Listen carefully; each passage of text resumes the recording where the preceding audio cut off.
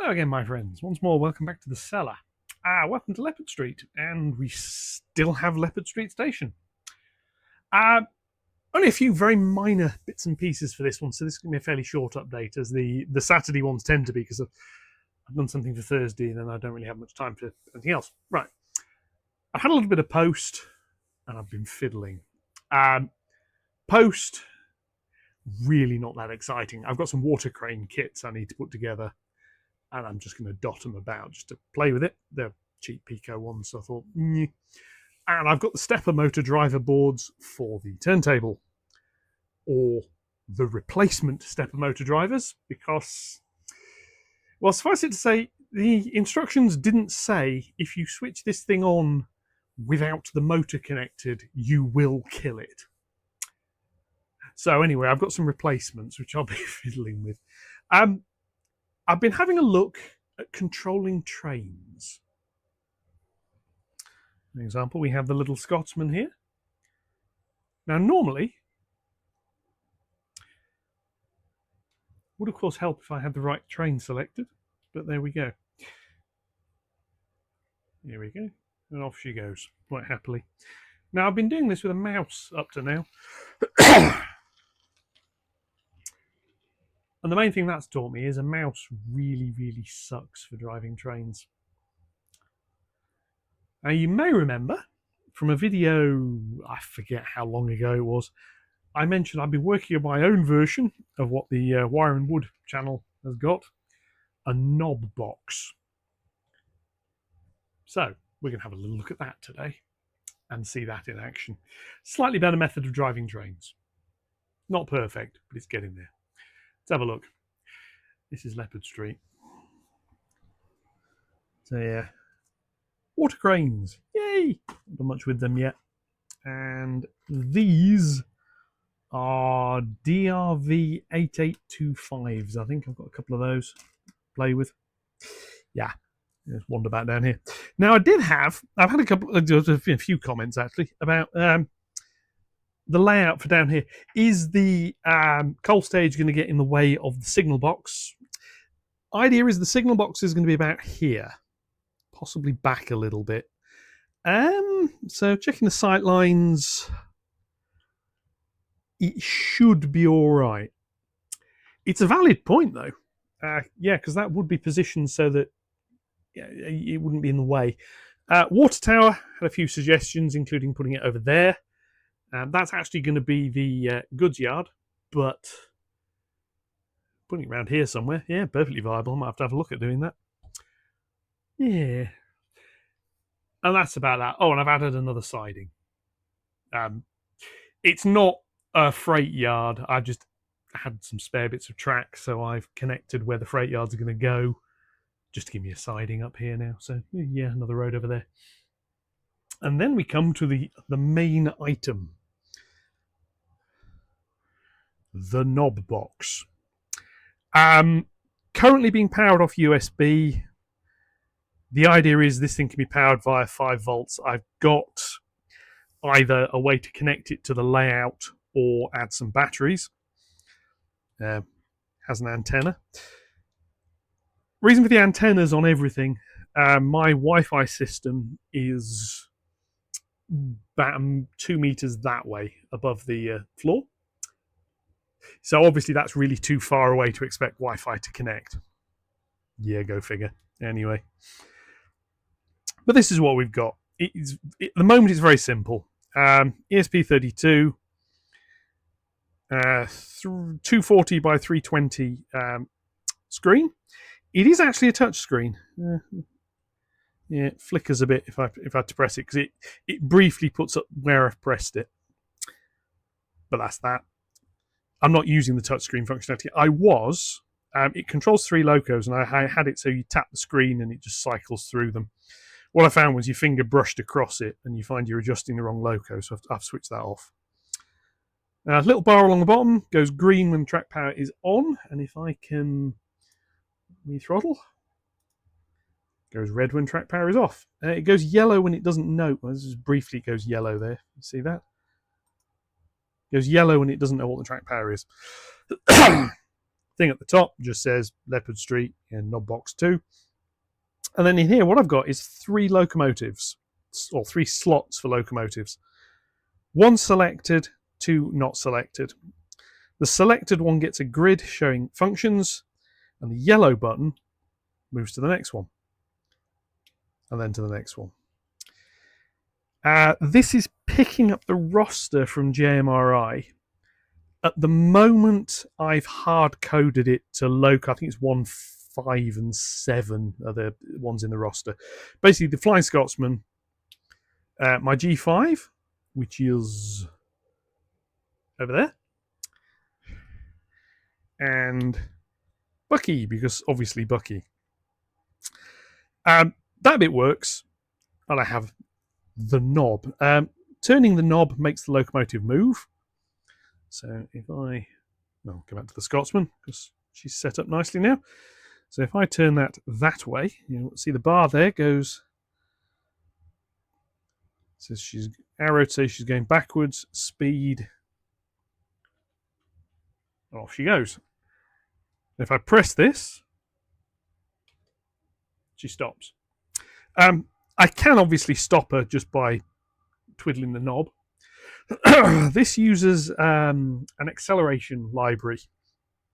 So if I turn it slowly, look in there, you can see that changes slowly. Turn it a bit quicker, it changes in larger steps, which is useful. And bring her back up. Hey. This is a lot easier than using the mouse. It's tactile. I can have my hand on that while I'm watching the locomotives. I can drive on where it needs to go, and when I want it to stop, I can just tell it to stop. I can carry on bringing her forwards. I'm actually going to push her back into the depot area. I need to give her a reverse. So bring her down here, press the button to stop. I'm still using the screen and the mouse for controlling the layout. There is a plan for the. I'm going to keep this as observation. There is a plan for an actual control panel. I've been trying to think, where on earth can I put one? Can't really put one here because I'll end up leaning on it. What about here? What I'm planning, I'm going to put a panel here. It's going to be like an angle, like a 45-degree thing. So I can just come up here and just go ding, ding, ding. First instance, all it's going to have, and the bits are on order to do this, it's going to have LEDs showing the points. As I've been driving this, what I've found is it is a little bit awkward setting the point work up. Again, using a mouse, aiming at comparatively small targets, it's just annoying. Don't like things that are annoying because they annoy me. So let's send Scotsman back. And again, this is really easy to do now. The key thing I can do, though, it's a little bit harder to actually show because it's what I'm doing. I can drive 3 trains on here. So if I set the Scotsman going, move on to the G5, move on to Bucky, they stay running. They don't stop. This thing is actually controlling all 3. Yeah. Sound effects, I'm working on. I mean, if I press that one, Bucky makes noise. Oh, that's quite useful. In fact, go on to the G5. She should start making noise as well. Let's wander over here and see if she is.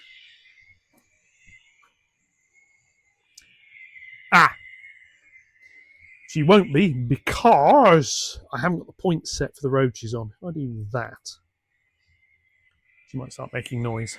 Yes, come down here now. Not making noise.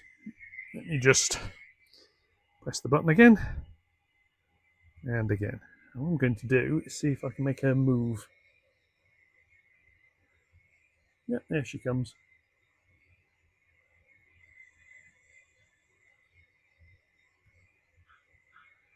Oh, she's making noise now.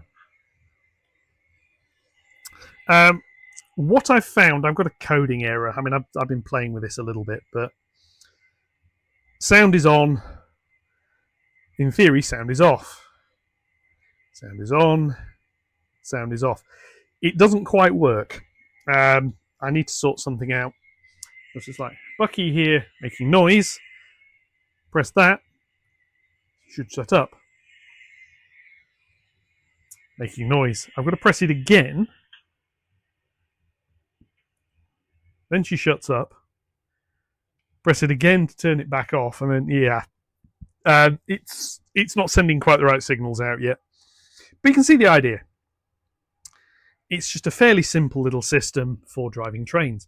Now, if I get a control panel up here, and it'll be probably about 2 foot, should do most of the station. Excuse me, that's the idea. So that might be station up here. I'm going to show how I'm going to do it when it gets here. I'm not having buttons to change the points. I'm going to be going with route setting. It's going to be interesting to try and make this work. So the idea is down here, this end, I will have 4 buttons which say this track, this track, this track, and that track. A bit of wire away from the tracks. And down there I'll have buttons for each of the lines. And what I'm going to do is say, press that, and it will set the route between those 2 points. That's the idea. We'll see how well that one works when it turns up, but that's the idea. This is the beauty of using MQTT. JMRI sends commands. Well, that's we throttle, but that sends commands as well. Multiple things can talk to the layout and listen to the layout. So, yay. There is a problem currently. I'm just going to set some suitable points up, and we'll go and have a little look. So, Bucky, may as well make some noise again. Sorry, due to make noise. Hey!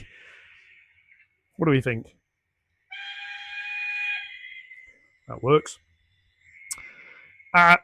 One thing I've noticed, I have a problem. Let's start her going. We shall have a little look. On here, tracks shown in black are empty, tracks shown in red are occupied. So this is picking up my 2 goods trains on the hidden loops. Station's not wired for it yet.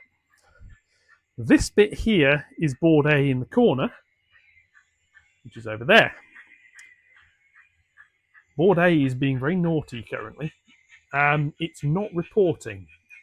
So as Bucky goes around here, speed her up a bit, she didn't normally get to go fast. There she goes, off down here. I'm going to run around onto the middle board. See how she goes. Lovely. I've said before, a lovely little loco. She goes, she'll come around behind the Hoover. And she has a nice little run around. And the other thing this control does, it actually makes reasonably fine control fairly easy. So she's now on board B. We come over here. There's a locomotive on board B. So let's send her forward onto board A.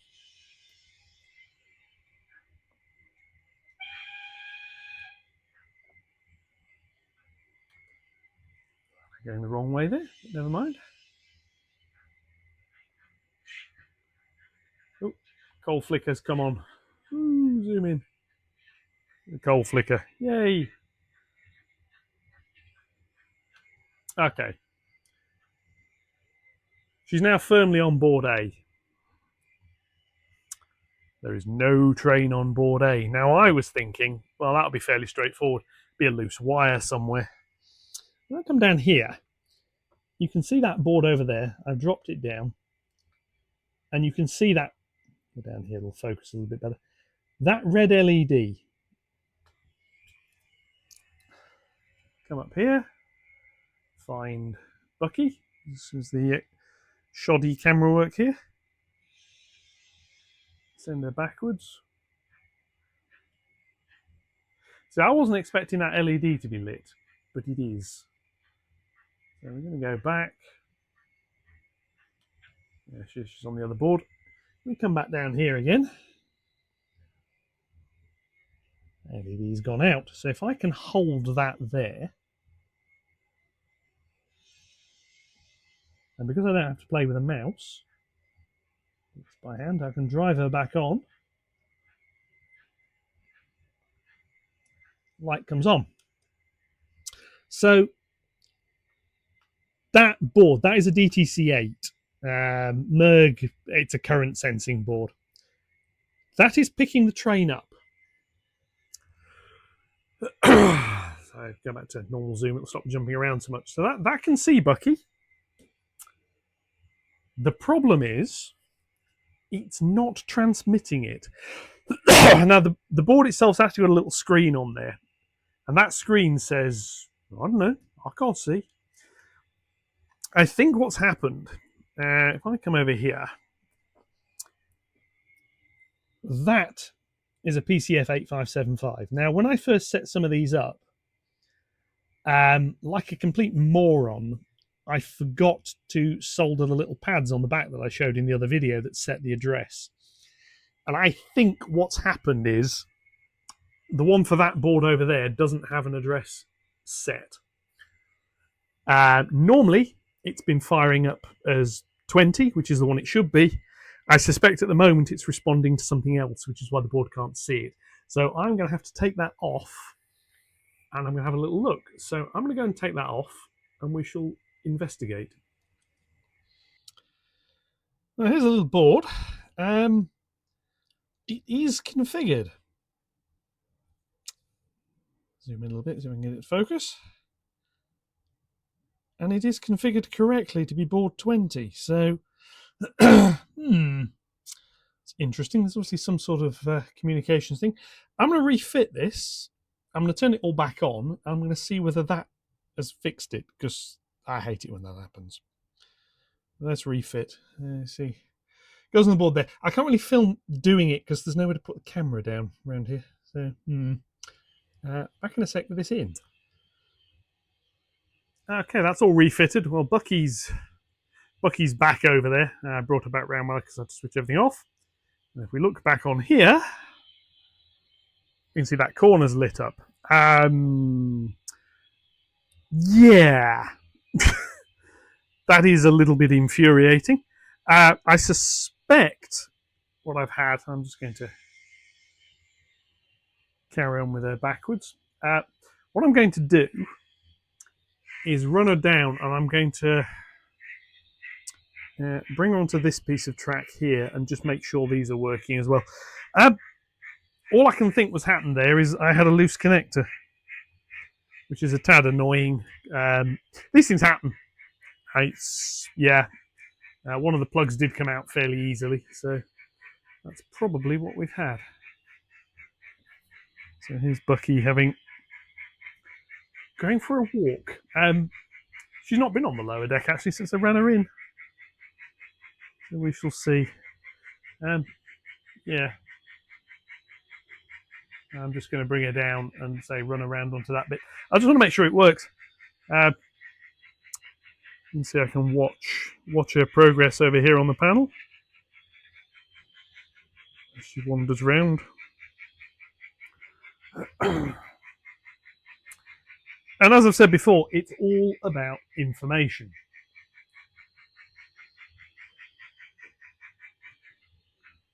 Tell her to stop. Basically, do I need... Yeah, what do I need... sorry about the camera moving there. What do I need to do? Reset a couple of points. Again, this is a little bit awkward with that. But it's a damn sight easier making a move just by doing this. Here we are, come round forwards. Rather than messing around with the mouse. Should come out here across the junction in the other direction. And no, she's back on. I thought she derailed then.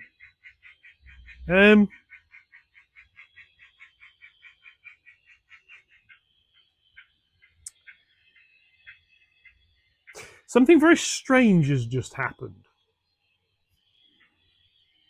The points are set for her to go there. That's not where she's gone. Okay. So let's...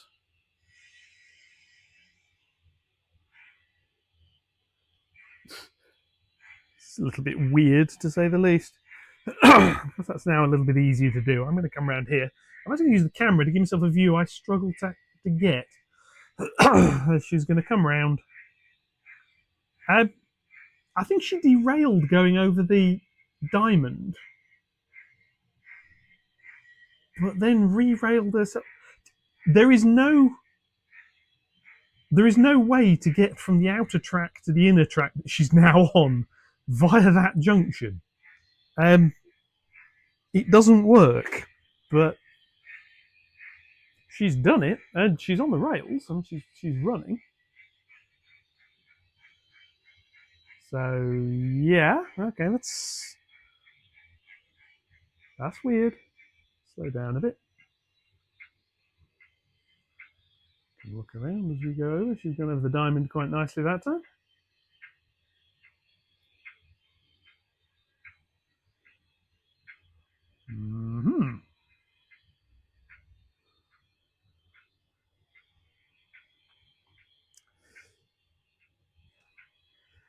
Yeah, very interesting. Okay. Reset those points. And let's see what happens this time. Try again.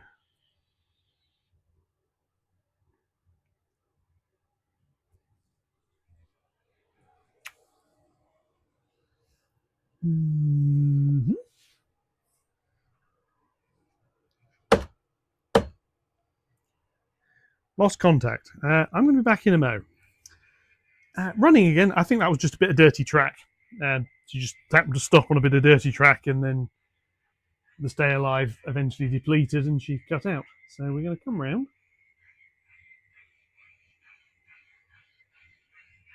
There we go. She's crossed over the point work.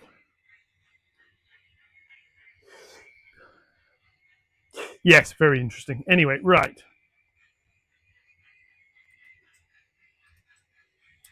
What I'm going to do is run her around here.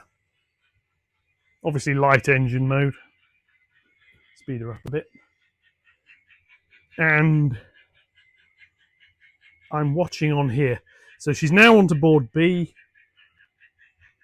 She's there. She's going to come onto board A. Now, board A is actually split. There is space for a signal there, because obviously there's a junction here. The idea is there's going to be a junction signal over here somewhere. We're going to see. She's on the first part.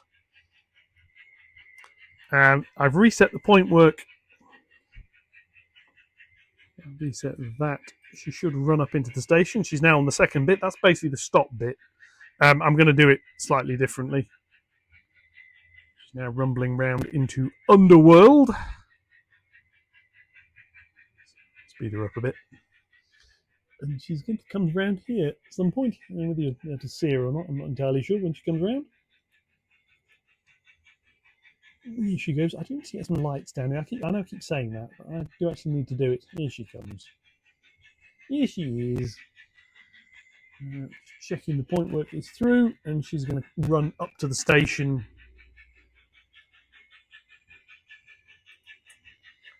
And onto the main arrival road. I think it's empty, so why not? Let's see how well she handles the junction over here this time. And she's the miraculous feat of jumping from one track to the adjacent track and staying on the tracks, which is interesting. I mean, it's a new trick. I'll give her that. And it means I can check out whether this bit up here works as well. So I'm not complaining too much. A little bit quicker.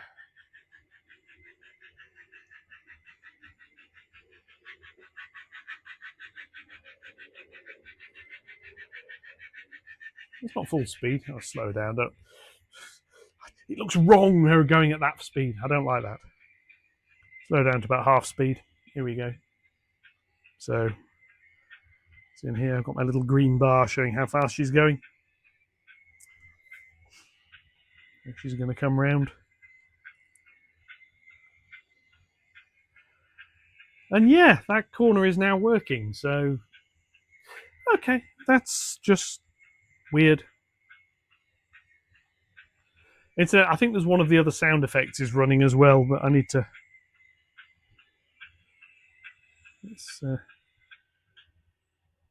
turn sound off. I can work out what I'm doing. So she can come in here like so. Be told to stop. So yeah, that's really all I've been up to.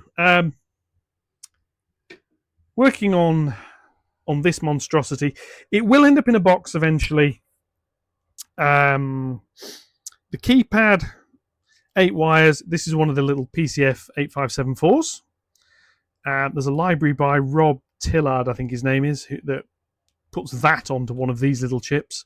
So instead of needing 8 wires, it needs 2. Check that's secure. What I'm thinking of doing is adding another one and having some more buttons.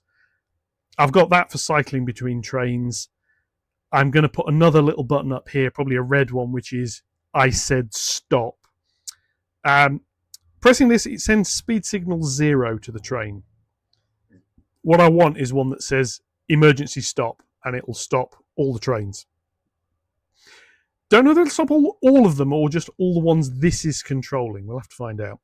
That'll be easy. There's plenty of pins up there for that. But yeah, have some more down here, and then as well as having this, I can have go up by 10, go down by 10.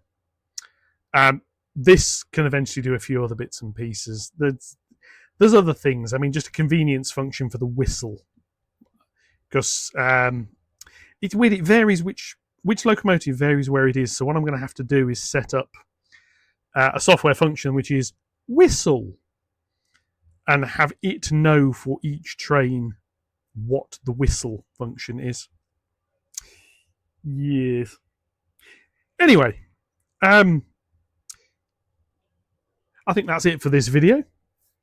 I say things coming up.